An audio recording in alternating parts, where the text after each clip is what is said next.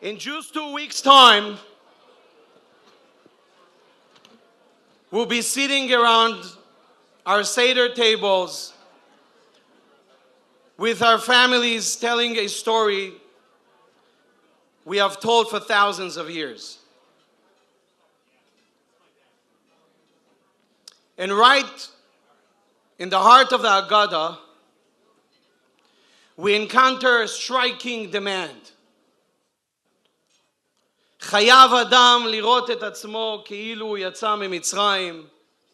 A person is obligated to see himself as if he personally left Egypt.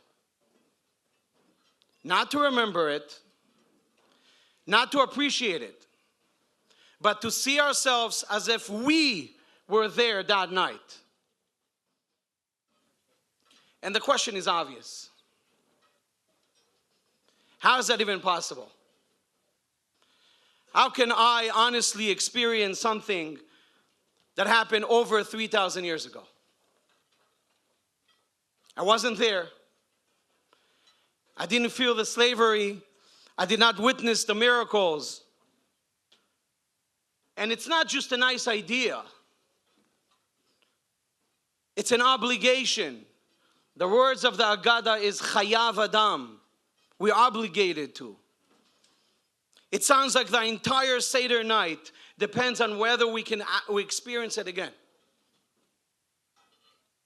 So what does the Haggadah want from us? To understand the answer to this question, we need to bring up difficult facts about the Exodus. The Talmud teaches us, "V'chamushim alu bnei Yisrael me'eretz Mitzrayim."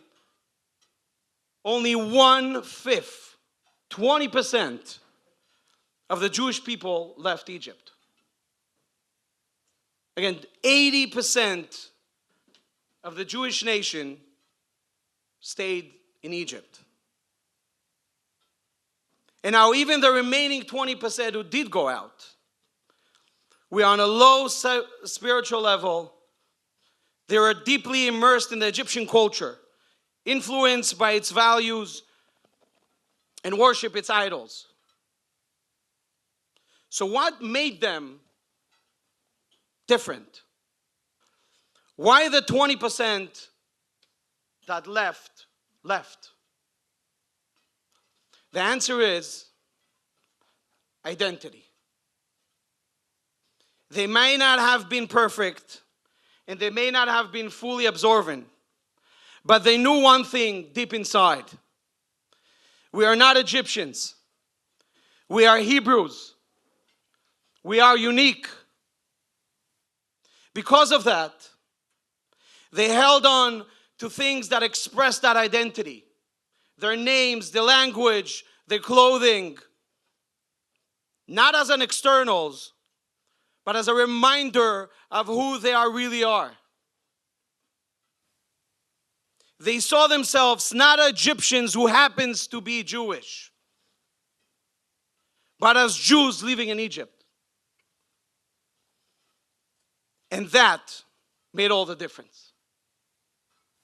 The entire existence of the Jewish people, from Egypt until this very night, rest on one thing and one thing only. Jews who proudly identify as Jews. Throughout every exile, through every challenge, through persecution, assimilation, and pressure, there are always Jews who stood up and said, Ivri Anoichi, I'm a Jew. Not a product of my surroundings, not defined by the culture around me, but part of something eternal. Now we can understand our obligation at the Seder night. חייב אדם לראות את עצמו כאילו הוא יצא ממצרים. A person is obligated to see himself as if he personally left Egypt. Doesn't just mean to imagine the past. It means to ask, do I see myself as part of this story?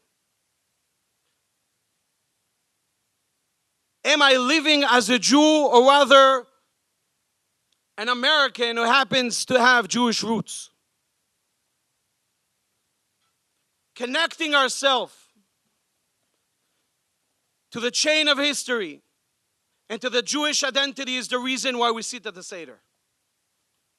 The reason there is a next generation, and the reason we're here tonight.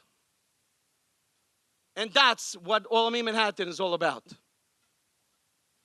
Olami Manhattan is an amazing community which is programming on Sunday, Monday, Tuesday, Wednesday, Thursday, Shabbos, Shabbatons, trips, educators learning with one-on-ones,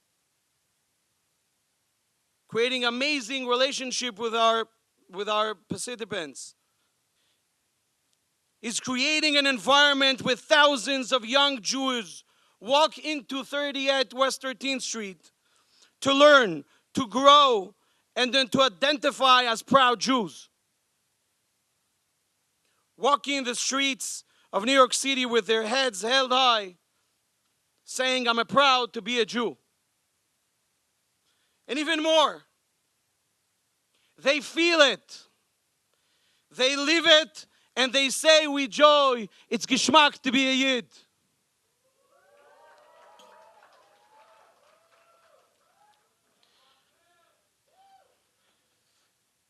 At Olami Manhattan, it's not just about pride and education.